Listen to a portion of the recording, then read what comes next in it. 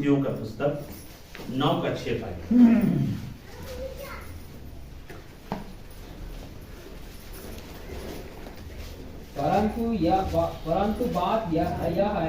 परंतु बात यह है जो थोड़ा बोता है वह थोड़ा काटेगा भी और जो बहुत बोता है वह बहुत काटेगा भी। ये भी देने के विषय में है। ये किस विषय में है? यहाँ पे पौलुस किस विषय में बात कर रहा है? देने के विषय में। अगर आप थोड़ा बोते हैं तो थोड़ा काटेंगे और अधिक बोते हैं तो, इसका कहने का मतलब है मेरे प्रियो, जैसा आप जो है सेवक को, अब कई लोग सोचते हैं अरे यार कि उसके पास तो पर्याप्त है तो हमको उसको देने की जरूरत नहीं है। ऐसा नहीं, ऐसा अपने जीवन में ऐसा विचार भी लाने की जरूरत नहीं है। सेवक को आप दीजिए।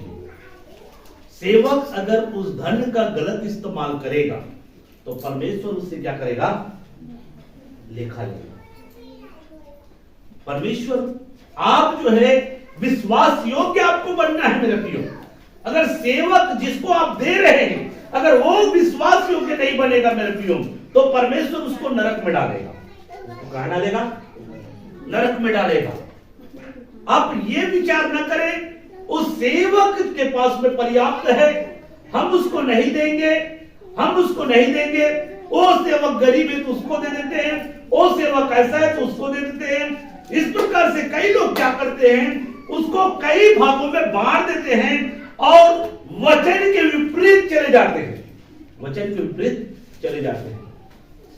कई लोग क्या करते हैं, देखो इसमें हर चीज, दान दशवांश में सारा चीज उसमें दिया गया है। कई लोग क्या करते हैं, वो उनके ऊपर है, दशवांश निकालना, विश्वास निकालना, वो आपके अंदर में है। आप निकालना चाहते हैं निकाल सकते हैं, नहीं निकालना चाहते हैं कोई दिक्कत नहीं, लेकिन निकालने के बाद में आप उसका गलत इस्तेमाल ना करें।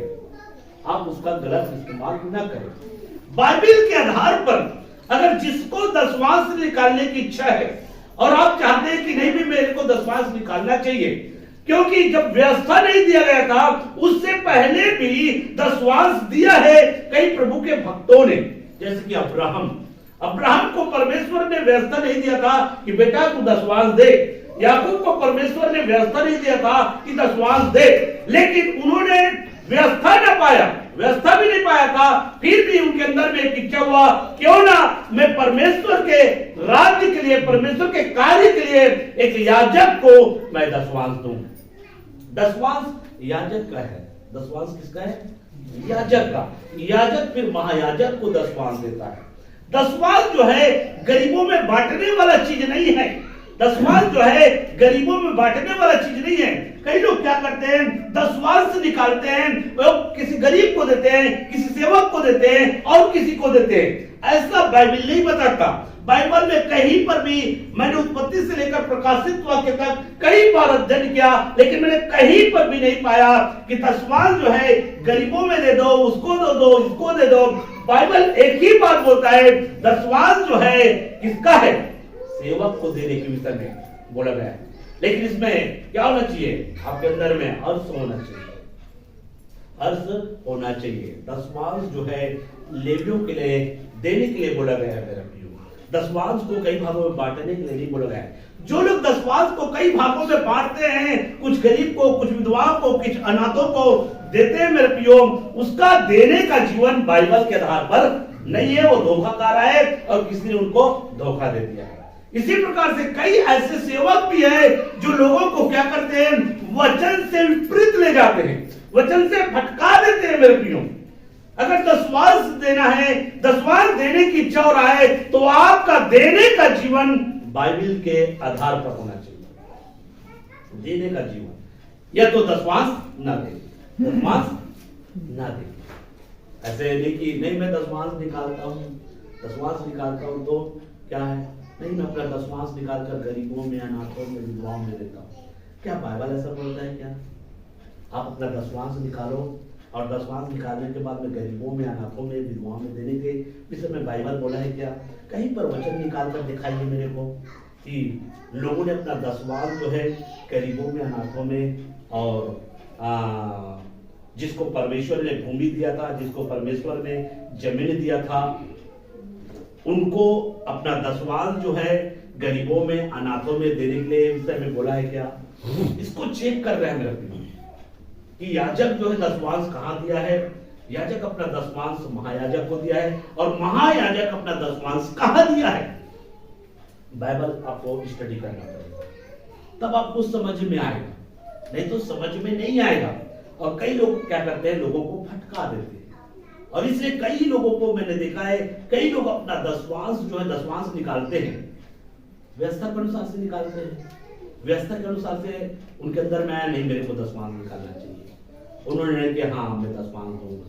अब दसवांश देने का निर्णय किया, अब दसवांश देने का निर्णय कर लिया, अब मेरे को दसवांश देना है। अब फिर किसी ने बताया नहीं, अपना दसवांश जो आप गरीबों में दे सकते हो, अपना दसवांश जो है अनाथों में दे सकते हो, विधवाओं में दे सकते हो, पास्टरों को देने की जरूरत नहीं है। उसके बाद को पकड़ लिया, और उसके बाद वो फिर अनाथों में, गरीबों में, विधवाओं में अपना दसवांश दे रहा है। क्या बाइबल ऐसा कहता है?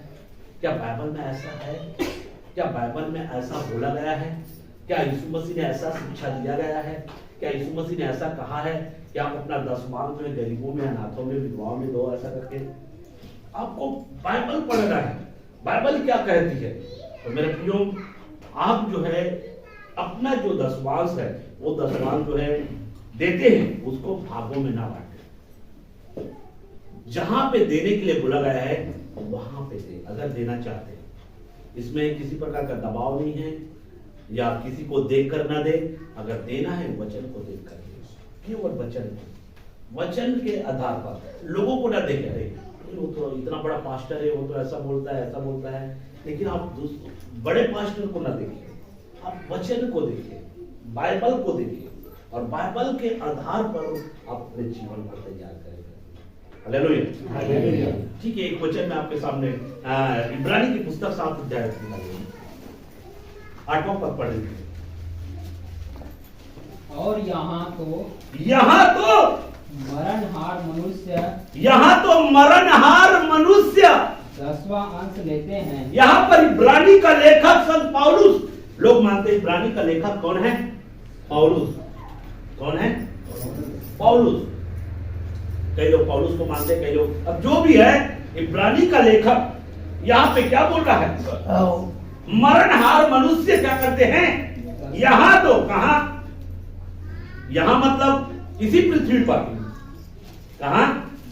इसी पृथ्वी पर। किसके विषय में बात हो रहा है? लेवियों के विषय में। किसके विषय में बात हो रहा है? सेवकों के विषय में। यहां तो मरणहार मनुष्य, लेवी एक दिन मर जाता है, सेवक एक दिन, इसलिए बोला है मरणहार मनुष्य। यहां तो मरणहार मनुष्य क्या लेते हैं? लेते हैं। यहाँ पे इब्रानी का लेखक बोल रहा है, यहाँ तो मरणहार मनुष्य क्या लेते हैं? 10वां अंश लेते हैं। हाँ, पर वहां मतलब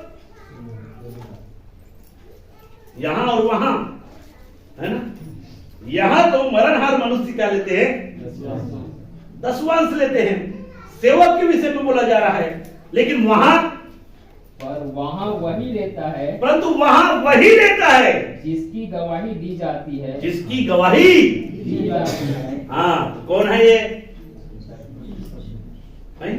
कि वह जीवित है। वह जीवित, कौन जीवित है? प्रभु यीशु मसीह। यहाँ मरणहार मनुष्य 10वां अंश लेता है, और वहां प्रभु यीशु मसीह जो जिंदा है वो 10वां अंश लेते हैं। वो महायाजक है मेरे। हालेलुया। वहां इसलिए लिखा है मेरे प्रियो, 10वां अंश की जो व्यवस्था है ये स्वर्ग की नियम है, यहाँ का नियम नहीं है। वहां भी नियम चलता है 10वां अंश का। पता नहीं कि वहां क्या 10वां अंश देता होगा, वो वही जाने, वहां जाने के बाद में पता चलेगा कि वहां पर आपको क्या 10वां अंश देना पड़ेगा, किस चीज का देना पड़ेगा, वो वहां जाने के बाद में पता चलेगा। लिखा है वहां तो वही जो जीवित है वो क्या करता है? 10वां अंश देता है। इसलिए मैं 10वां अंश के विषय में आपके मन में हर्ष होना चाहिए, दबाव में आकर किसी को देखकर, ऐसा नहीं, आपके अंदर में हर्ष होना चाहिए तब दशमांश दे। लेकिन एक चीज मैं हमेशा बोलता हूँ, दशमांश वही दे जहां पर बाइबल कहता है। आपका दशमांश देने का जो कार्य होना चाहिए वो बाइबल पर आधारित होना चाहिए। इसलिए मैं हमेशा यही सलाह देता हूँ, कोई भी दशमांश अगर निकालते हो तो अपना 10वां भाग जो है बांटा मत करें। 10वां भाग को बांटने का प्रयास कभी मत करना। अगर 10वां भाग को बांटेंगे मेरे प्रियो तो आप जो है धोखा खाएंगे। आप क्या खाएंगे? धोखा खाएंगे। आपका जीवन आशीषमय नहीं होगा। आप अपने भाग, 10वां भाग जो किसका है? 10वां भाग किसका है पता है आपको? 10वां भाग किसका है पता है? नहीं? मतलब दशमांश जो है परमेश्वर का है। दशमांश किसका है? दशमांश किसका है? परमेश्वर का है। दशमांश परमेश्वर का है। और इसलिए जो अपनी कमाई में से जो आप देते हैं, जो परमेश्वर का भाग, उसको परमेश्वर को दे देते हैं। मतलब परमेश्वर को लौटाते हैं। परमेश्वर को क्या कर देते हैं? वापस कर देते हैं। दशमांश व्यवस्था में अगर पढ़ेंगे, दशमांश किसका है? परमेश्वर का है। और वो दशमांश जो परमेश्वर का है, इसलिए जब दशमांश देते हैं तो परमेश्वर को आप लौटाते हैं। परमेश्वर को क्या कर रहे हैं? लौटा रहे हैं। जैसे कि जो कई चीजों में, ठीक है मैं आपका नौकरी लगाऊंगा, इतना पैसा आप देना, तो आप उसका हिस्सा दे देते हैं। उसका हिस्सा इतना परसेंट, मैं आपका जमीन को बेचा दूंगा, इतना परसेंट आपको देना पड़ेगा। तो आप क्या करेंगे? बात होता है तो उतना परसेंट उसको आप देते हैं। तो यहां पर व्यवस्था में लिखा है दशमांश परमेश्वर का है। दशमांश किसका है? परमेश्वर का है। और जब दशमांश देने का निर्णय करते हैं तो परमेश्वर को आप वापस लौटाते हैं। प्रभु ये तेरा भाग है, ये तेरा है। अब उसके बाद में जब वापस करते हैं तो परमेश्वर ने ठहराया, परमेश्वर ने आज्ञा दिया, और मैं इस दशमांश को जो मुझे दिया गया है, मैं उन सेवकों को, उन लेवियों को देता हूं। अब वो दशमांश में परमेश्वर जो है लेवियों के ठहराया है, सेवकों के लिए उसको क्या कर दिया? ठहराया है। इसलिए कभी भी दशमांश हम सेवक को दे रहे हैं ऐसा नहीं, परमेश्वर ने सेवक के लिए ठहराया है। दशमांश आप परमेश्वर को देते हैं और परमेश्वर उस दशमांश को किसके लिए ठहराया? सेवकों के लिए ठहराता है। इसलिए आप परमेश्वर को दे रहे हैं और परमेश्वर को दे रहे हैं, और परमेश्वर भी जो है एक सेवक के ऊपर में सेवक को देता है। और उस सेवक जो है अगर जो है उस दशमांश का फिर दशमांश निकालेगा, इसके पूरा व्यवस्था की व्यवस्था जब आप पढ़ेंगे, इसके विषय में कभी मैं जाऊंगा, इसके विषय में लंबा है। जब आप इसको देखते जाएंगे, फिर दशमांश जो है फिर मतलब याजक निकालता है, फिर याजक जो है अपना दशमांश महायाजक को देता है, और उसके बाद में महायाजक फिर महायाजक का दशमांश कहाँ जाता है, इसके विषय में आप लोगों के ऊपर भी छोड़ता हूँ। आप लोग मेरे को बताना, इतने लोग हो सब बाइबल पढ़ो ना, और आप लोग मेरे को बताना कि महायाजक अपना दशमांश किसको दिया। दशमांश परमेश्वर का है। दशमांश किसका है? परमेश्वर का है। फिर उस दशमांश को परमेश्वर किसको देता है? लेवियों को देता है, क्योंकि लेवियों को कोई जमीन नहीं दिया गया था। लेवियों को कोई जमीन नहीं दिया था। 11 गोत्र को जमीन दिया था और 1 गोत्र को सेवकाई दिया था, और 1 गोत्र को किसी प्रकार का जमीन नहीं दिया, जिसके कारण से मैं इस दशमांश को लेवियों के लिए ठहराता हूं। लेवियों को दिया गया है। तो इस प्रकार से हम कौन से वचन पढ़े थे? इब्रानी का पढ़े थे ना। अब हम पढ़ेंगे 2 कुरिन्थी 9:6 पढ़े थे। जो थोड़ा बोएगा अधिक बोएगा, 1 एकड़ खेत बोएगा उसके हिसाब से धन काटेगा, 2 एकड़ बोएगा तो उसके हिसाब से, 3 एकड़ बोएगा उसके हिसाब से, 10 एकड़ बोएगा उसके हिसाब से उनको फसल मिलेगा कि नहीं मिलेगा। तो ये देने के विषय में मेरे प्रियो, आप जैसा जिस रीति से आप प्रभु की सेवकाई के लिए जैसा सेवक को आप देते हो मेरे प्रियो, जैसा परमेश्वर को आप देते हो उसी के हिसाब से आप जो है काटने पाओगे। ठीक है, पहला कुरिन्थियों की पुस्तक 9:13। क्या तुम नहीं जानते कि जो मंदिर में सेवा करते यहाँ पे हैं, पौलुस कुरिन्थी की कलीसिया को कह रहा है, कुरिन्थी की कलीसिया को कह रहा है, क्या तुम नहीं जानते कि जो मंदिर में सेवा करते हैं, जो मंदिर में क्या करते हैं, मंदिर में जो सेवा करते हैं वो मंदिर में से खाते हैं। वो कहाँ से खाते हैं? मंदिर में सेवा करते हैं, वो मंदिर में से खाते हैं। और जो वेदी के सेवा करते हैं, और जो वेदी की सेवा करते हैं वे वेदी के साथ भागी होते हैं। वे वेदी के साथ भागी होते हैं। यहाँ पर जो है पुराने नियमों को लेकर यहाँ पर पौलुस जो है कुरिन्थी की कलीसिया को क्या कर रहा है? अवगत करा रहा है।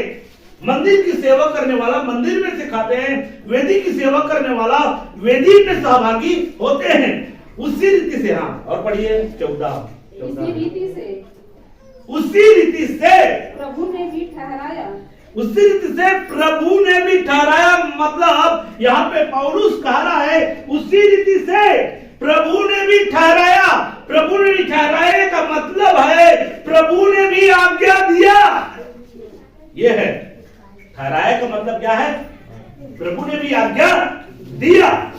ठीक है, ठहराया मतलब आज्ञा दिया, नहीं हुआ। प्रभु ने ठहराया, ठहराया मतलब आज्ञा दे, नहीं हुआ। होगा कि नहीं होगा? चलो बोलो बोलो बोलो। ठहराया, प्रभु ने ठहराया, प्रभु ने ठहराया, तो प्रभु ने आज्ञा दिया, ऐसा बोलेंगे तो गलत हो जाएगा। एक ही है। ठीक है, चलो जो कंफ्यूज हो रहा है उसको क्लियर करते हैं। मैं ठहराया शब्द और इस्तेमाल करता हूँ पहले से वचन में से। आप लोग जब मत्ती की पुस्तक 19 अध्याय, मत्ती की पुस्तक 19 अध्याय, वहां पर भी ठहराया शब्द इस्तेमाल किया गया है। ठीक है, मत्ती की पुस्तक 19 अध्याय, इसको क्लियर कर देता हूँ ताकि आपके दिमाग में न रहे। वहां पे ठहराया शब्द इस्तेमाल होगा 19 के, देखिए मूसा ने ठहराया, ऐसा होगा 19 अध्याय में। तलाक के विषय में हाँ लिखा है। उन्होंने उससे कहा फिर मूसा यह क्यों ठहराया? हाँ, मूसा ने यहाँ क्यों ठहराया? कि क्या पत्र देकर इसका मतलब ठहराया, मूसा ने यहाँ क्यों आज्ञा दिया?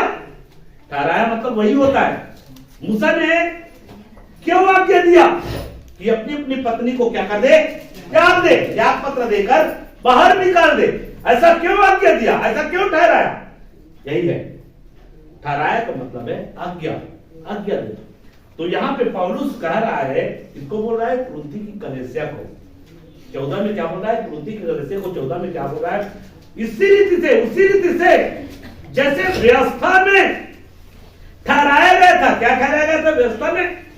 जो मंदिर की सेवा करते हैं वो मंदिर में से, और वेदी की जो सेवा करते हैं वेदी में से सहभागी होंगे। उसी रीति से प्रभु ने भी आज्ञा दिया, यीशु ने भी आज्ञा दिया। प्रभु यहाँ पे इसलिए बोल रहा है पौलुस जो है, इसी रीति से प्रभु ने भी आज्ञा दिया। क्या आज्ञा दिया? कि जो लोग सुसमाचार सुनाते हैं, जो लोग सुसमाचार सुनाते हैं उनकी जीविका सुसमाचार से हो। उनकी जीविका सुसमाचार से हो। इसका कहने का मतलब है जो सुसमाचार की सेवकाई करता है, जो कलीसिया की सेवा करता है, जो कलीसिया की आत्मिक जीवन को बढ़ाने के लिए जो मेहनत करता है, जो शिक्षा देता है, इसलिए जो यहाँ पर बोला जा रहा है प्रभु ने आज्ञा दिया है, प्रभु ने ठहराया है कि शिक्षा पाने वाला, सुनने वाला क्या करे? अगुवे की जरूरत को, यहाँ पे भी वही कह रहा है। उनकी जीविका का मतलब है उनकी जरूरत जो है इसके द्वारा पूरा होगा। प्रभु ने आज्ञा दिया है, कैसे आज्ञा दिया है? यहाँ पे कुंती की कलीसिया को कह रहा है, हे विश्वासियों, प्रभु की आज्ञा सुनो। जो सेवा कर रहा है, जो तुमको शिक्षा दे रहा है, जो तुमको आत्मिक जीवन में बढ़ा रहा है, तुम उनकी जरूरत को ध्यान दो। ये प्रभु की आज्ञा है, जरूरत को ध्यान दो। जैसा आपका पारिवारिक जीवन की जरूरत है, जैसे आपको अच्छा कपड़ा चाहिए, जैसे आपको अच्छा घर चाहिए, जैसा आपको अच्छा खाना चाहिए, वैसे ही जो सेवा कर रहा है, जो सेवा करता है, जो आपको आत्मिक जीवन में बढ़ा रहा है, उनकी भी जरूरत है। इसलिए उनकी भी जरूरत को आपको क्या करना है? पूरा करना है। जो आशीष मैंने आपको दिया है, परमेश्वर की आज्ञा है मेरे प्रियो। ये अभी बोल रहा है, जो आशीष मैंने तुमको दिया है, वो आशीष केवल तेरे लिए नहीं है, उस आशीष में से तू जो है अगुवे को भी देना। इस बात को यहां पे बोल रहा है। अब इसमें क्या होता है? अपनी आमदनी में से होता है, अपनी आवक में से, ठीक है। अब इसको भी बता रहा हूं। मान लीजिए आप हफ्ता में, इसको तुलना करना सिखा रहा।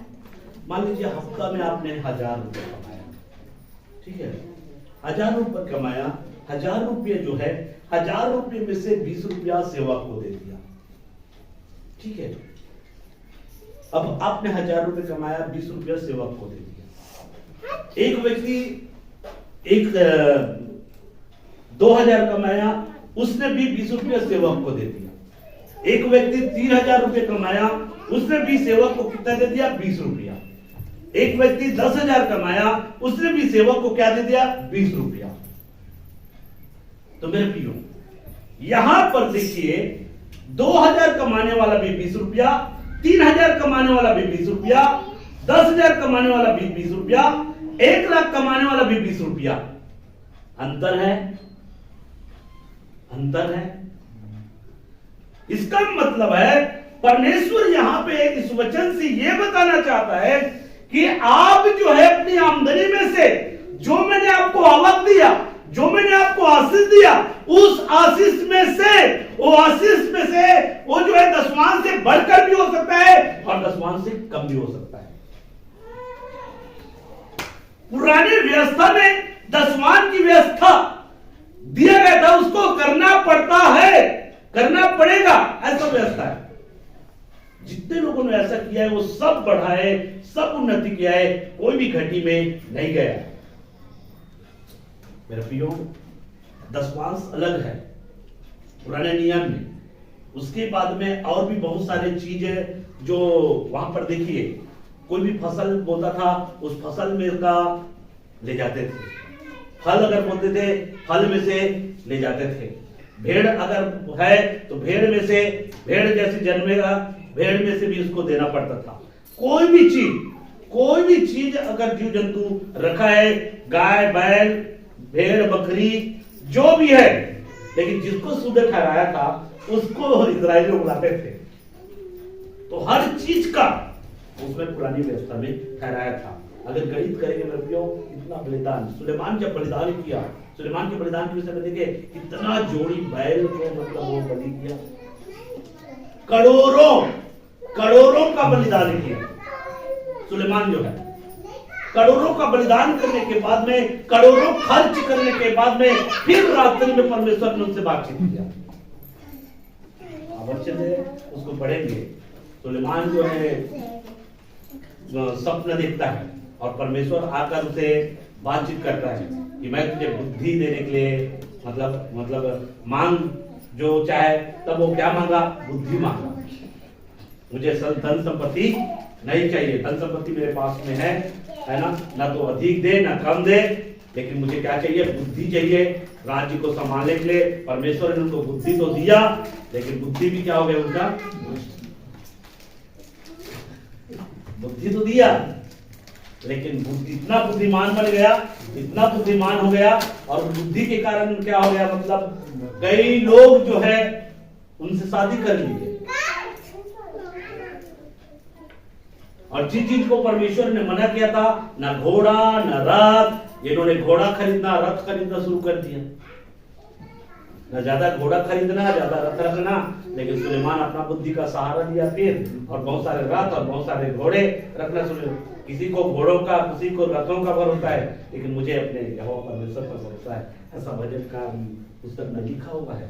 उसको मना किया गया था रथ खरीदने के लिए, घोड़ा खरीदने के लिए मना किया गया था मेरे प्रिय। आइए एक वचन और मैं आपके सामने रख रहा हूँ, पहला तीमुथियुस 5:17।